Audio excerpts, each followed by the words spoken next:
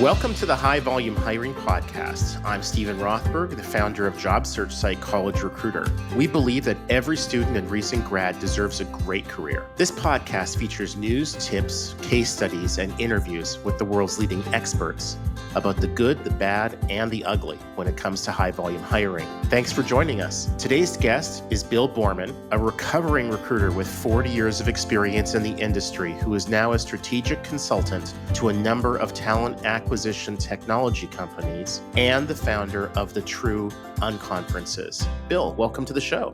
Yeah, thanks for having me, Stephen. Good to be here. Yeah, good to see you again. So question for you.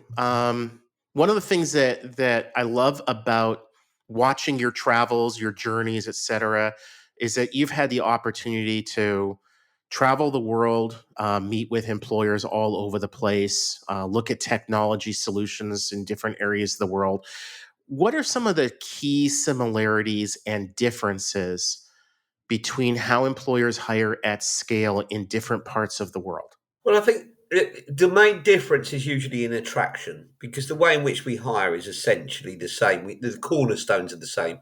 We have a good understanding of a job requirement and exactly what that needs. And usually, when you're talking about volume, it's less around the specific skill base and more around kind of the history and things like reliability and fit and so on. But generally speaking, hiring is very similar globally. We have different problems; they just manifest in a different way locally. So the big issue at the moment is attraction, and the way in which you might attract in San Francisco might need to be quite different to the way in which you might do that in New Zealand or in Lagos, Nigeria, for example. So it's very local, but essentially you still boil it down to the same things, which is how do you reach your targets, your target audience in a timely manner? And that's done in all kinds of different ways. I've seen all kinds of different things, from billboards to, it's still in some parts of the world, newspaper ads to job board at very specific, sophisticated people targeting and sourcing. Essentially, it's the same thing, which is how do we reach enough of the people we need and entice enough of them to actually put their hand up and say, yeah, I'm interested. Sometimes they do that digitally. Sometimes they do that on the phone. Sometimes they turn up somewhere and get in a queue, for some of the Yeah. stuff the stuff that I've run. But essentially, it's the same thing. So I don't think it's a lot different. It's just a lot local. When you go local, even if you go across the states and you go from state to state, you can find that what works in that market is very local. So it's this kind of overriding understanding of good recruitment and good hiring and what works, good messaging, and then really being able to dig in locally and say, right, okay, what works here, and understand that what works in this city may not work in another city. So a big employer like an Amazon that's going to have warehouses all over the world, in Leeds, they're going to recruit very differently than in Phoenix, Arizona. Absolutely. They might run a job fair. It might be enough to have a job fair on a day, put it up and say, yeah, we're hiring, everybody turn up. But there's all kinds of data behind that we start to look at, like the demographics, the level of unemployment, the age of the workforce, what's going to appeal to them in that particular area. The way in which you reach them is going to be very different. I'm quite an old man like you, Stephen, so I can remember these times. In the old, we're not old. Yeah. We're 29. Still, yeah, before the internet, we used to choose local radio stations. And you'd make, your cable radio, you'd make a decision to say, if I want to reach a volume of people in this area, I'm going to turn up at this place and hire on this day. And the way to do that is to go on the local radio. And you might make a decision to say, actually, it's a national campaign. We've got enough places, so we're going to go on a national radio, whatever it is, and try and deal with that. But it's exactly the same. Even now, if you were going from Leeds, you'd say, right, how do we reach the people? Is it, some Some regional places still have local newspapers that people read on the bus when they go home, and you kind of This word that you keep using, newspaper, it rings a bell. It not so many years ago, probably 5, 6 years ago, people used to read local newspaper on the train or the bus commuting to work. right. So if you, that's where your audience was, and I've used data to hire some really sophisticated developers in Dublin, where we targeted bus stops outside particular Starbucks that we knew that they went to, but advertising on the bus stop. And it's the same principle all the time. It's where's your audience? How do you reach them? What message will resonate with them? What will make them apply in whichever way they apply, whether that's hitting a button, sending you a resume, turning up to an open day, whatever it is, what's going to make people turn up in enough volume and be the right type of people, the right kind of quality to get to the number of hires that you need in the best time. Yeah, I love the idea of the bus stop ads and billboards, like right outside your competitor's place of employment. Yeah, Especially if they're going through some hard times or their CEO's been involved in some scandal or something like that. I You throw have up been a involved. billboard I and will tell you just a small side story, yeah, but I have been yeah, involved in. There was a, a it wasn't my idea originally. It was Atlassian from Australia, but I mm, stole the idea later for a different campaign somewhere else. And they actually had a billboard on the back of a lorry, on the back of a truck, which they drove outside employers, and it was Atlassian, and they had pictures of Australia, and they were driving it to where developers were in undesirable towns, and the billboard literally said, "We're coming to steal your developers," wow, and it was massively successful. And I've repeated that a few times. I've also repeated it with street artists in Berlin, where I got them to go and actually draw the street outside of an employer where we knew there was a lot of layoffs from some large tech startups. So same principle. Where's the people? How do you get their attention?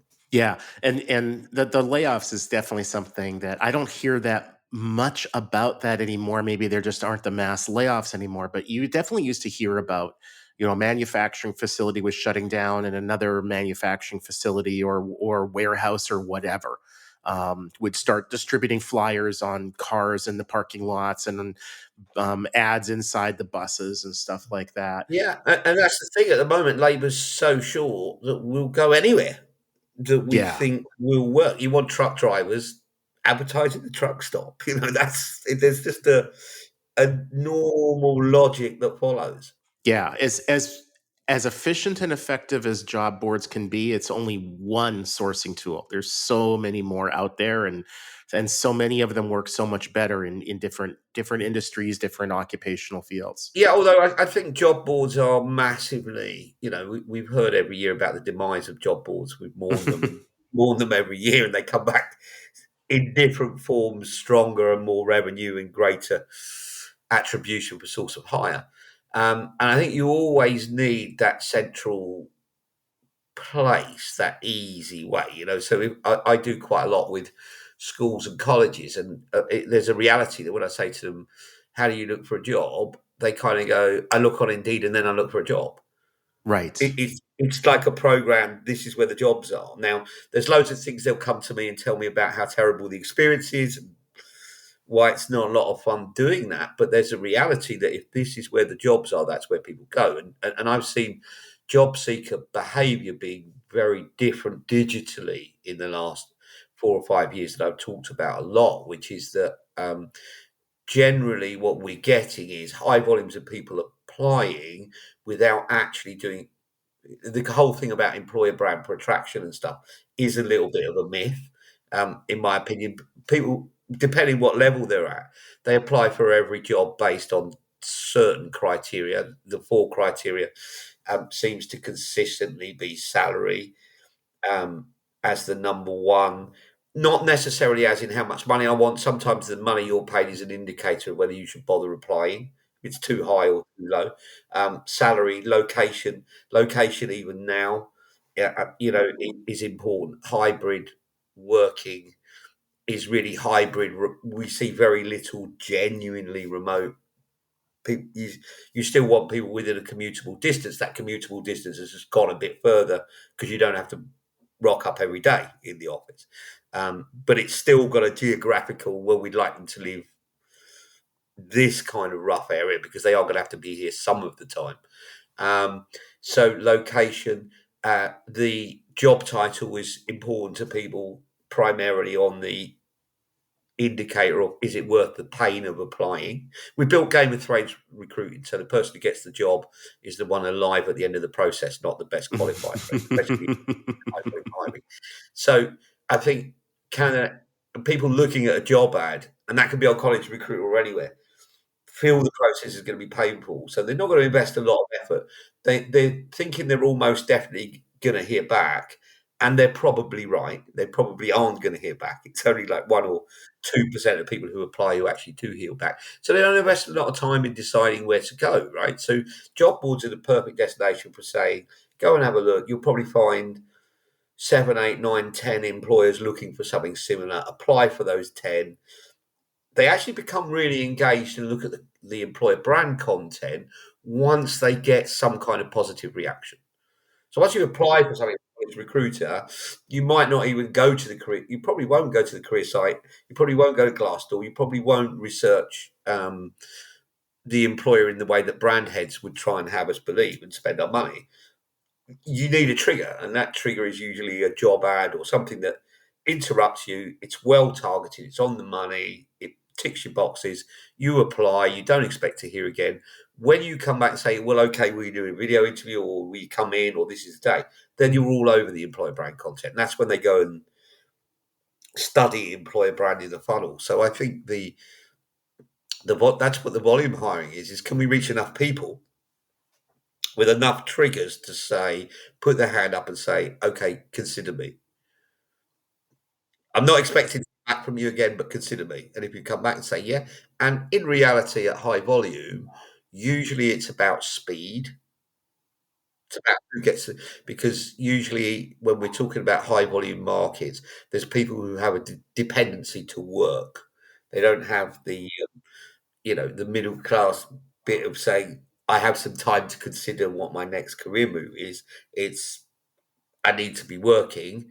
So whoever reaches them and makes that process as simple as possible and as less painful as possible and treats them in the right way in that process is the person who's probably going to not have problems hiring. And the people who like that, they're going to have an issue. And when you say speed, Bill, just to make sure we're on the same page, you're not just talking about how many minutes does it take to complete the application, but you're No. also talking about, okay, you completed the application on Monday, Monday the 1st. Do you hear back on Tuesday the 2nd, or do you hear back 3 weeks later? I mean, I keep hearing from employers that are hiring a whole ton of hourly people, and they're upset that they're getting ghosted.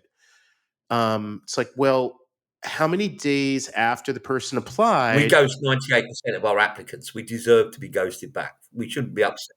Right. Yeah, the Yeah, shoe's now on the other yeah. foot, right? But if you ignore an hourly applicant, perhaps a high volume for 2 weeks, and then get back to them and you wonder why they don't respond to you, it's because they've been working someplace for the last 10 days. Yeah, they're out of work. So, yeah, speed of getting into if you can get into the process. Some of the stuff I've worked on with nurses and in healthcare, we've built workflows which have had things like chatbots and basic assessment. So from when you see the ad, you have your first interview, and when you have your first interview, if you're successful, you get your first shift, and that can be done in 24 hours, right? That's done literally in subject to whatever industry it is and whatever regulatory checks we have to do. We're getting people to shift within 24 hours. So you see it, you're interested, you apply, you come along, you do your assessment, you come in for the interview.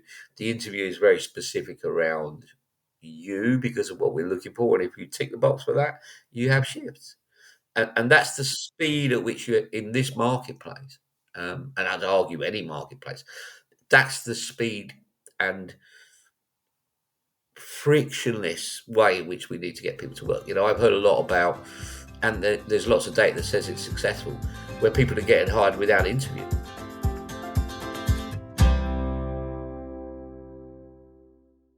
Hey, we're the payroll baddies, and our mission is to make payroll fun and relatable. And call out industry when we hear it. You gotta call it out. You gotta call it like you see it. But we also gotta shine a light on all those unsung payroll heroes out there, making sure we get paid. Yeah, those are the real payroll baddies out there, and we love sharing their stories and showing them love. With gold chain and everything, baby. By the way, SAP is the best payroll out there, and if you don't like it, Get out.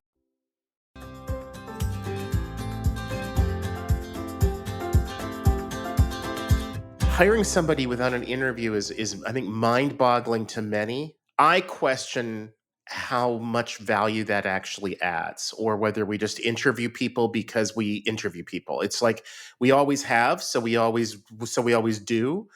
But I can see it in some roles, especially like an executive role. But man, I mean, if you're hiring cooks or people in a warehouse, people in a retail store, and they have a demonstrated history of successfully doing that kind of job, do you really need to schedule them and for one interview, let alone six? A friend of one of like your kids are adult age, so are mine.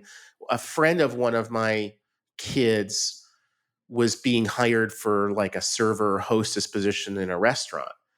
And it's like, coming to meet with the manager. Great. They were expecting to meet with the manager, get an offer, start the next day. No, we'll get back to you. So 3 days later, now I want you to meet with this person. Now I want you to meet with that person. And it's just like, you know what? I don't have time for this nonsense. I've got three other offers here. Why should I be trying so hard with you? You mentioned a few minutes ago the employer branding, and I read that you had been involved in a study involving 9 million job applications. So it's not like some skewed little sampling from one employer that hires 200 people a year.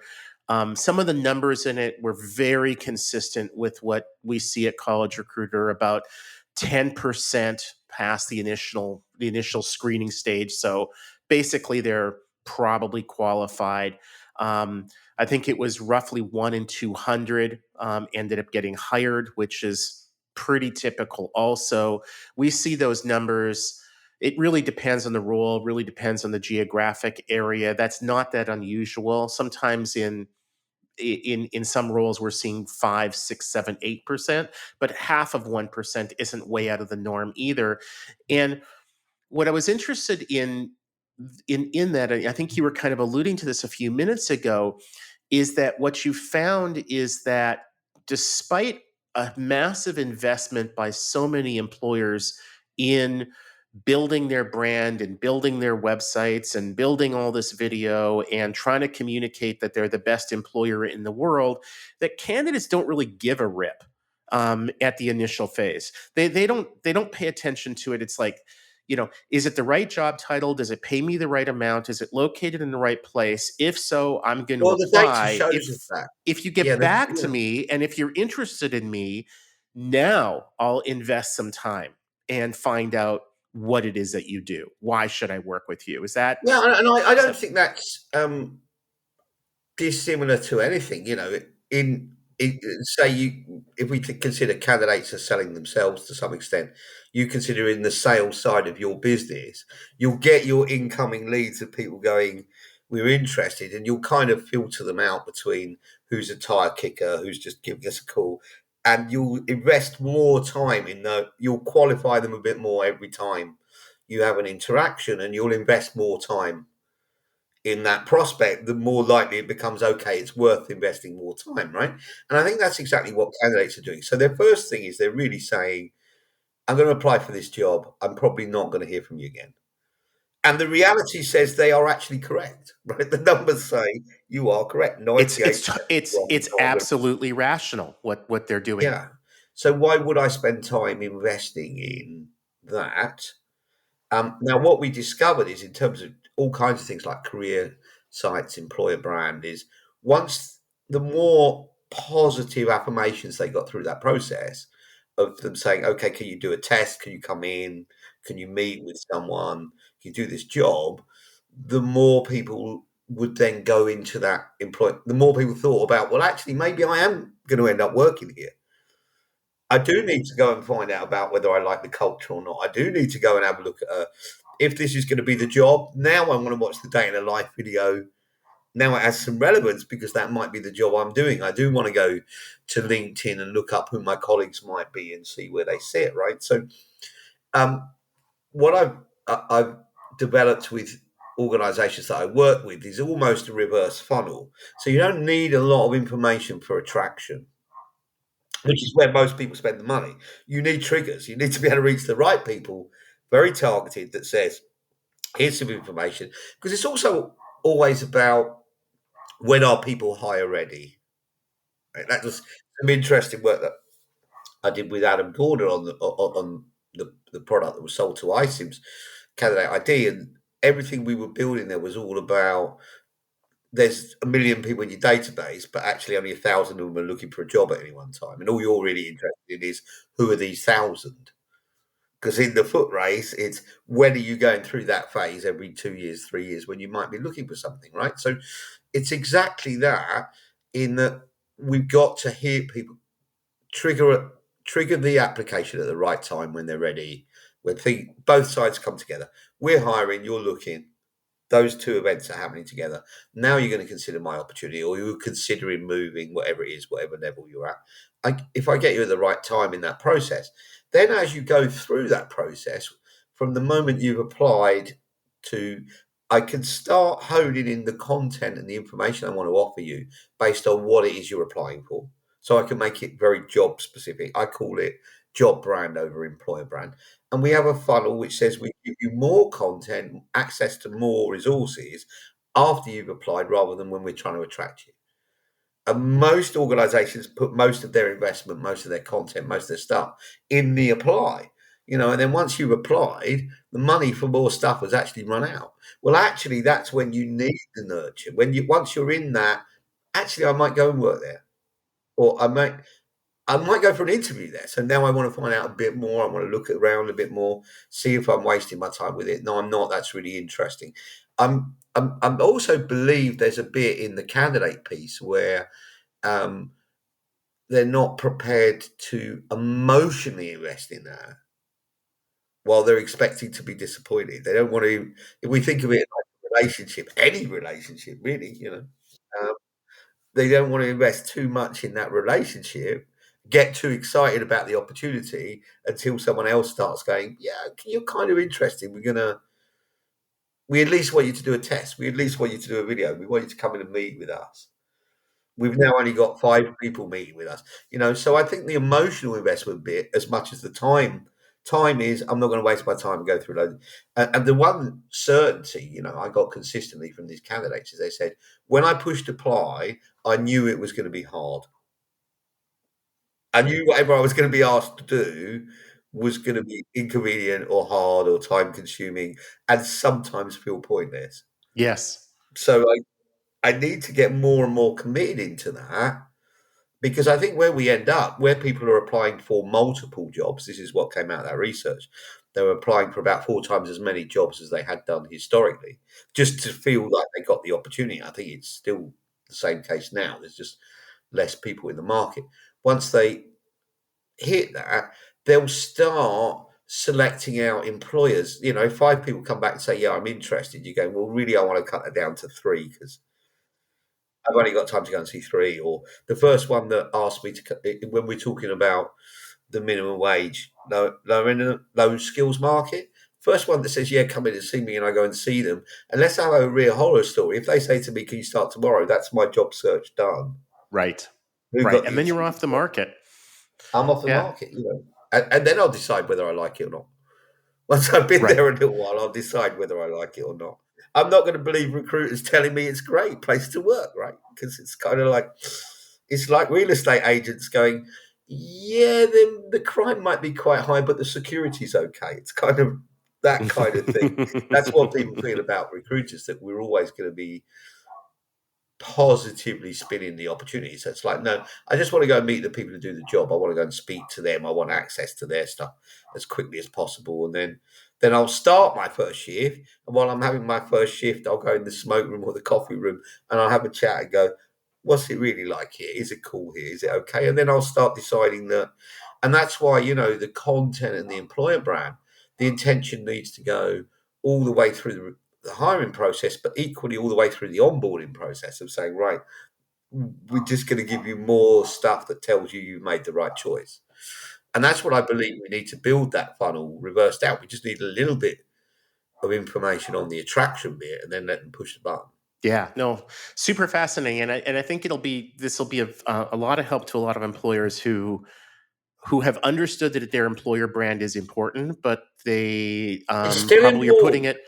it's important. It's just, but we've been, the conventional wisdom that I think you're helping to dispel is that it comes at the beginning of the process, and it comes further into the process than I think most would realize. So Yeah, you also want it very specific on job, right? You want it very I don't want employer brand. I want job brand. I want to know about.